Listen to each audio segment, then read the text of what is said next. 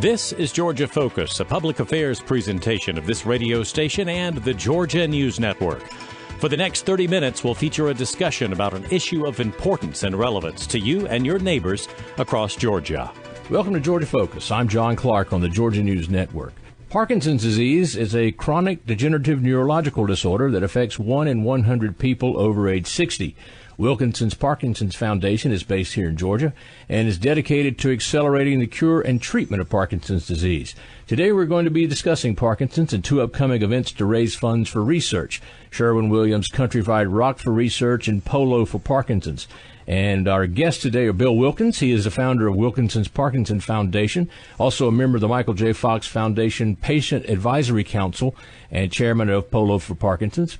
And then we have Tamra Cantore. She is founder of Team Cantore and event chairman for Sherwin-Williams Countrywide Rock for Research. She is also a participating member of Team Fox and the Wilkins Parkinson's Foundation. Dr. Jorge Juncos, he is associate professor of neurology at Emory University School of Medicine, and he is a movement disorder specialist at the Emory University Clinic. And it's great to have all of you on the show today. Thanks for coming in. Dr. Juncos, I'll start with you, actually, to talk about Parkinson's and what it is and how people get Parkinson's. Parkinson's disease is one of the more common disorders of neurodegeneration. That means that with the brain, as it gets older, it gets weak. It affects about 1 million people in the U.S. It typically starts around age 60 with a combination of tremor and slowness of movement, abnormalities of posture, and some rigidity of muscles. The voice can be affected and become softer, and it can be treated. It's a good news, and but the treatment only controls the symptoms. Good enough for many patients, but ideally we would like to slow symptom progression, to stall it right at the beginning, or even better, at some point in the future, identify people who are at high risk and begin to treat them even before they develop symptoms, so that we can delay the onset of the illness and presumably the progression. When you say people that are at high risk, who is at high risk for Parkinson's? Well, we know that it's a genetic disorder, but that doesn't mean that it's familial. So in most people, it appears to be a sporadic disorder, but when you dig deeper with genetic testing, you realize that they probably have some genetic predisposing factors. That means that the majority of people don't get Parkinson's because they have one gene, but rather that they have a cluster or a combination of genes that makes them more vulnerable than the person next to them. So that we're trying to identify both the genes, which is a minority of patients, maybe one gene, one illness, it's 15% of the Parkinson patients, and the rest of them just have a combination of genes that render them vulnerable to developing these symptoms around age 60. How is it diagnosed? Is it difficult to isolate it sometimes, and maybe you think it's something else, or how is it diagnosed? It's most often confused with essential tremor or familial tremor, which shares some tremor features with Parkinson's disease, although the tremor is mostly a postural and intention tremor. That means a tremor of action, whereas in Parkinson's disease it's mostly a tremor at rest. The diagnosis is a clinical diagnosis based on the constellation of symptoms. We now have a bunch of fancy imaging studies and other things that can be used to confirm the diagnosis, but typically it's still a clinical diagnosis. And as far as treatments and medications that you use to treat it, what are some of those?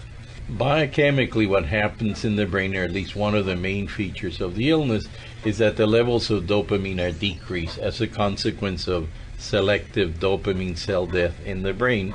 So the treatment is basically, can we replace that dopamine that's being lost? And we have a number of pharmacologic agents that can do that. Bill and Tamra, you both have Parkinson's. So talk about how you're each doing. Bill, you've had Parkinson's for 10 years. Is that right? Yeah, that's correct. I was diagnosed in 2006. And how are you doing with yours? Well, I'm doing pretty good. I was able to walk up 6 floors to get here. That's not bad.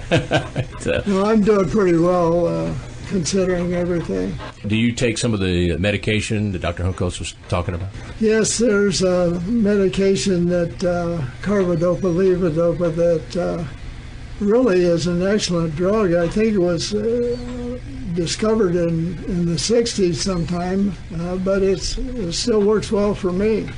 Tamra, you, I believe, have been battling Parkinson's for 18 years. Yes, that's correct. How are you doing? I feel like I'm doing better than I have in some past years. The symptoms and the effect of Parkinson's kind of comes and goes. It's not always the same. Like for each patient, the experience is different. The experience over time is different as you go through different phases of the disease. And the thing that I found is exercise, trying to reduce stress, get more sleep, all those things add up together with the medications to make me feel better. So it's well worth it. And you mentioned earlier Dr. Juncos is your doctor, actually. Yes, that's correct. So, and Emory has I guess, a very good program for Parkinson's. Yes, one of the things that we like to tell people that are recently diagnosed is to seek out a neurologist that is also a movement disorder specialist, because they really are in tune with the movements and the things that challenge us and what the best approach is to dealing with it. Dr. Juncos, is catching the disease in the early stages, is that helpful? It is helpful because you can stem the progression of symptoms. Progression of symptoms is what the patient feels and what you can see and what you can examine. The scientists refer to progression of illness. That refers to the rate of dopamine cell death. Well, now we know that even if we just stop the progression of symptoms or slow it down significantly, the patient does a lot better. Much of that emphasis nowadays comes from starting exercise programs early and vigorously. And it turns out that it's been more than just an illusion that exercise helps patients. I think Tamra is a prime example. She's always exercised, and she didn't give up on it when she developed Parkinson's disease. And she's gone 18 years doing pretty darn well and very active. And now we know that exercise can affect the brain, and that we can affect the brain in ways that are favorable to the survival of these dopamine neurons. Tamra, I know both you and Bill work very hard as far as raising money for research. And you have some great events coming up that you've been doing for many, many years. Tamra, yours is the Sherwin-Williams Countrified Rock for Research. Talk about your event coming up. Okay, this will be our 13th year doing the event, and we are very happy to say that we've raised over $750,000 towards research. And the event is a concert, a dinner, and an auction to raise funds for research. And we're partnering as a Team Fox member with Michael J. Fox Foundation, and that's where we give our money, and it goes 100% to research. Now, this is coming up on Thursday, October the 20th, Metropolitan Club on Windward Parkway in Alpharetta. Correct. And the doors open at 5:30. And where's ticket information available? Ticketing information is available at teamcantore.org.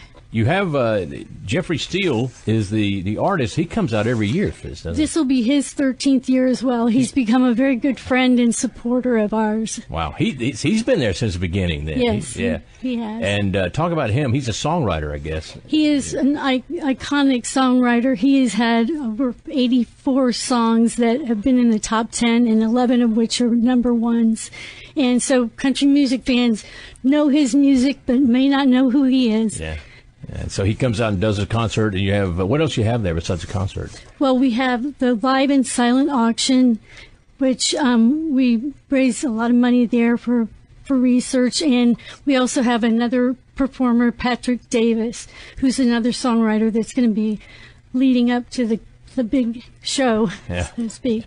And now Sherwin-Williams has their name on it. Now, they're obviously a big supporter for you as well. Yes, they're our title sponsor for the third year in a row, and we can't thank them enough for their support. Yeah. They are supportive of the cause, and also they're fans of Jeffrey, and it's a good combination. Yeah, definitely. And Bill, you have your event, Polo for Parkinson's, coming up, and it's a unique event, and you get to go out and see some polo. Talk about that event. Yeah, it's truly unique. This will be our 9th year, and we actually started the year after I was diagnosed because one of my employees was a polo player. And, you know, they don't have polo fields dotted all over Atlanta. Not many. There was one, which is Tucker Farms in north of north of Atlanta, about 45 minutes. And it's a great facility. And since we've been there, they've built a pavilion and modernized it. And it's really a fun day to go out and watch polo. And we have a silent auction and a number of other activities. We have a hat contest, which is always exciting. People wear their hats like at the Kentucky Derby. They really put out some amazing hats, I guess. Well, it's basically for females, and there's some unique hats. I tell you, I think it's worth coming just to see the hats. I bet. I would imagine, because you said there's not that many polo places around the countryside, but probably a lot of people come in. It's the first time they've ever seen a polo match. Yeah, really. We've got in our program, we do a little primer on what the terms are and all that, and then we've got an announcer that announces polo all the time. So hopefully you get a drift of what's going on the field. Yeah. And that's going to be Sunday, October the 9th. It starts at 2 p.m. at Chuckar Farm and Polo Club. And is that in Alpharetta as well? Yeah, it's in Alpharetta. And you have the buffet lunch and an open bar. That'll bring them in, for sure. Oh, that's right. If nothing else. That's for sure. Now, and how much are tickets, and can people get tables, and where are tickets available? Yeah, there's tables, and it's actually $50 a head per person. And they can get tickets on poloforparkinsons.com. What's a champagne divot stomp? Oh, I didn't know either, John. But, at the mid-chucker field, that chuckers are like periods.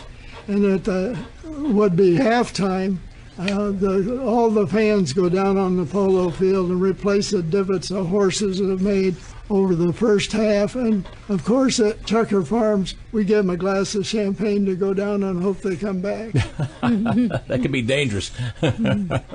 Today we are discussing Parkinson's disease, but we're also talking about a couple of great events that are going on. There's Sherwin-Williams Countrified Rock for Research on October the 20th, and then we're talking about Polo for Parkinson's. It's going on Sunday, October the 9th, and our guests are Bill Wilkins. He is founder of Wilkins Parkinson's Foundation. Tamra Cantore, she is founder of Team Cantore, and she is the event chairman for Sherwin-Williams Countrified Rock for Research.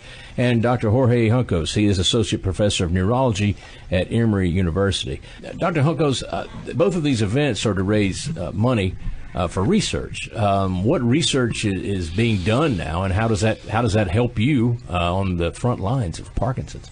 Well, it helps patients more than anything. I think it keeps you employed as a physician. But there's some exciting areas that combine the knowledge about the different mutations that can cause the illness. And I explained before that these mutations do not explain the illness on everyone. But it's allowed us to create experimental models in which we can examine what happens from the gene to the time that the cells die, and how does that happen. So each and every one of those steps has been, well, not all have been identified, but there are many that have, and those that have had opened the door to new experimental treatments that are moving through the pipeline to the clinic.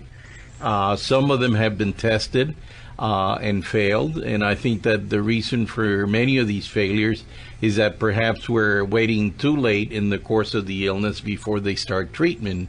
And that's why much of the research has moved towards finding markers of the illness at a point in time when you have no symptoms. So we could start treatment 5 or 10 years before the onset of illness. And some of these markers can be biochemical, some are behavioral, like some types of sleep disorders that are very common in patients with Parkinson's disease, even before they develop motor symptoms, which is how we recognize the illness clinically.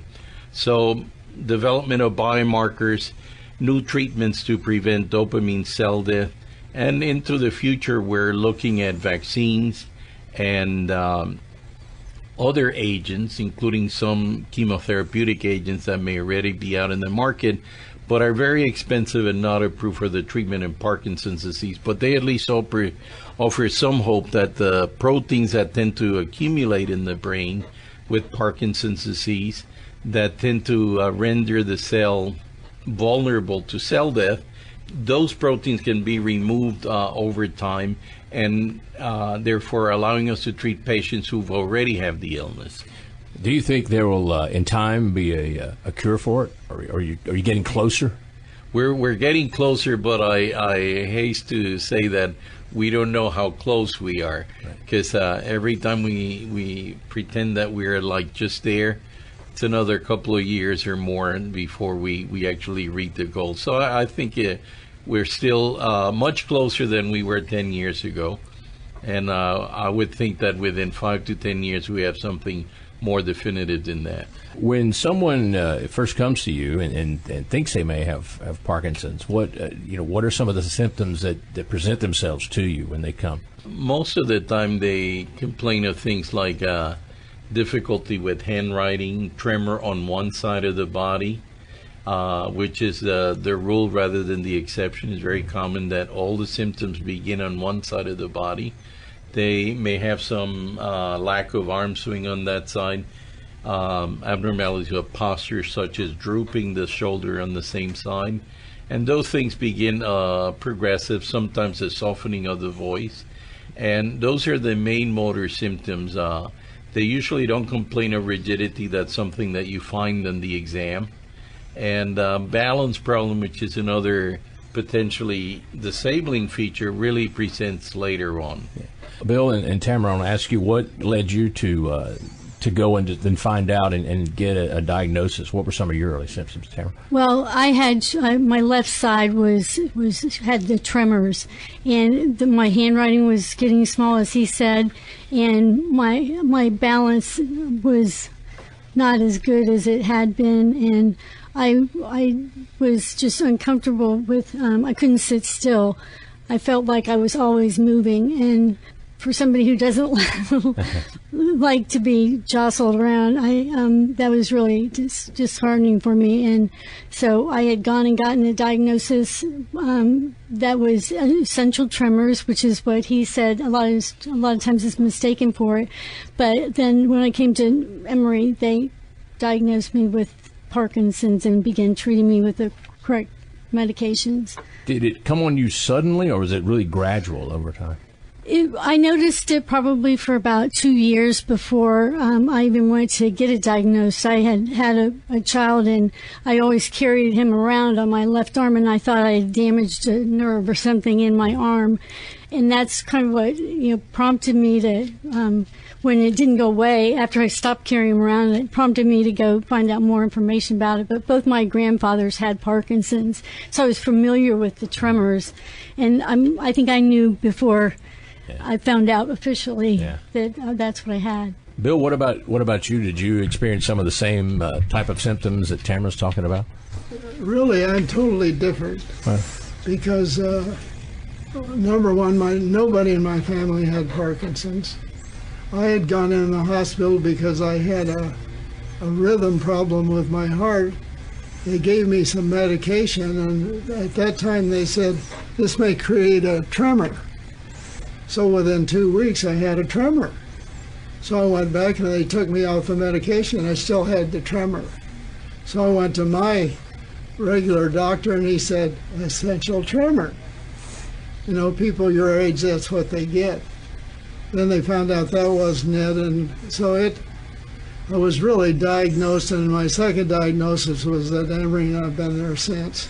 They know what they're doing. Yeah, and have you noticed? Well, I know you're on the medication, but have you noticed any changes or progression of it? Oh, there's no doubt. And, it's in most cases, I think it's a slow progression, but we have seen faster progression in some other patients. But you figure it's been 11 years, and I'm still doing pretty good at my advanced age. Yeah. I know you're heavily involved with the Michael J. Fox Foundation, and everybody is familiar with him having Parkinson's, and he's had it a number of years, and he's really, probably really gotten a lot of attention for it, and really brought it to the forefront where people are recognizing it now. Talk about your involvement with that and how the Wilkins Parkinson's Foundation is involved with the Michael J. Fox Foundation. Well, really, what we did, recognizing that Fox was kind of in the spotlight in 2006. He started the foundation in 2000, and it was a small group, but we went up and I presented some advertising expertise that we had, and from there on, they formed a patient council, which was unique at the time. There were 9 of us on that patient council. Now that council still exists with 24 people, with a much broader group of males, females, young onset, and so on and so forth. And it's really become a very strong part of the Fox Foundation. Tamra, now you're Team Cantore. Talk about your involvement with Bill's foundation and how Team Cantore interacts with everything.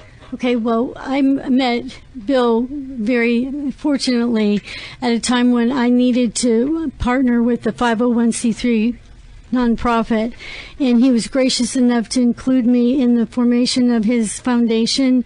And so I work under Bill's foundation as my nonprofit, and he supports me in many, many ways, and I really appreciate what he's done to help our fundraising efforts. Well, I know you put a lot of work into Countrified Rock for research. Although after 13 years, you're getting it down pretty well now. You would think so, wouldn't you? Yeah, I hope so. There's always something, probably, right? Yeah, right. Yeah. So, and of course, that's coming up. Everybody needs to pay attention to that. The 20th of October. It's hard to believe we're talking about October, but 20th of October, and it's a concert and auction. The concert features Jeffrey Steele, and this is the 13th annual, and it's at the Metropolitan Club in Alpharetta. And Tamra, tell us again where people can get tickets and find out more. Okay, more information and tickets can be found on teamcantore.org. And you can go there and help them out. The tickets are now available, and it'll be a great concert. You can go see it. Now, Bill, we're talking about Polo for Parkinson's. It's Sunday, October the 9th, a few days before, 2 o'clock, Chuckar Farm at Polo Club. And also your proceeds benefit Parkinson's disease, too. So tell everyone where they can get tickets and how to become involved with what you're doing there. Sure, they can go to poloforparkinsons.com and buy tickets, and that'll be available right up to the day. And I might add, too, if there is a rainout, the rainout is we have the following Sunday. It's only happened once. Okay. All right. Well, this should be okay then, probably. Well, you never know. That's true. Dr. Juncos, do you think that there are people, all of us say to Georgia, some who may have Parkinson's, but maybe they've got a misdiagnosis or they've never gone to get it checked out? As you saw from the 2 examples here, it can take 2 years or more before you're diagnosed, and that's why I agree with Tamra that if you suspect that that's why you have, because you had a family history or because you're not responding to medicines that they give you for presumptive essential tremor or familial tremor, go see a specialist and get a second opinion to make sure you get the right treatment. And go see a neurologist like yourself. Of course, that would be the type of specialist you should probably. It's a movement disorder specialist or a neurologist. I think the other point to make is that you see how different the illness can be in different people. Right. Therefore, don't get despondent if, you see someone with advanced disease or not. Because each patient dictates their own course, and there are many variables that we can exploit to make it better. Well, I want to thank all of you for coming in, and I wish you all the best in everything, and certainly your 2 events that are coming up. We have been talking about Parkinson's disease today, and 2 great events are coming up that you can be involved with to help out. And one of those is Polo for Parkinson's on Sunday, October the 9th. You can find out more at poloforparkinsons.com. The other is the Sherwin-Williams Countrified Rock for Research. It is coming up on the 20th of October, and it's a Thursday, and it is going to be at the Metropolitan Club in Alpharetta. And we encourage you to support both of those events if you can. Today we have been discussing Parkinson's, and we have had a very distinguished panel with us today. Bill Wilkins, he is founder of the Wilkins Parkinson's Foundation, a member of the Michael J. Fox Foundation Patient Advisory Council, and he is the chairman of Polo for Parkinson's. Tamra Cantore, she is founder of Team Cantore. She is event chairman for Sherwin-Williams Countrified Rock for Research, and she also is a participating member of Team Fox and the Wilkins Parkinson's Foundation. And Dr. Jorge Juncos, he is associate professor of neurology at Emory University School of Medicine. He is a movement disorder specialist at the Emory Clinic. He is also medical director of the American Parkinson's Disease Association's Georgia chapter. And we thank them all for being our guests today. And as always, we thank you for listening, and we'll talk to you next week here on Georgia Focus. Hey, it's Kristen Gates. We are hearing so much more about Parkinson's disease, from Michael J. Fox to Muhammad Ali to Johnny Isaacson to some of your own family members or friends. Every 9 minutes, another person is diagnosed with Parkinson's. You can help raise money to fund critically needed research to find a cure at the 13th Annual Sherwin-Williams Countrified Rock for Research. It's Thursday, October 20th at the Metropolitan Club in Alpharetta. It's a concert and auction benefiting Parkinson's research, featuring iconic songwriter Jeffrey Steele and food from Q Barbecue. For more information, visit teamcantore.org. You've been listening to Georgia Focus, a public affairs presentation of this station and the Georgia News Network. The views expressed on this program are not necessarily those of the staff, management, or ownership of this station or the Georgia News Network. If you have comments or questions about Georgia Focus, contact John Clark at the Georgia News Network at 1-800-776-4638 or email johnclark@georgianewsnetwork.com. Thanks for listening.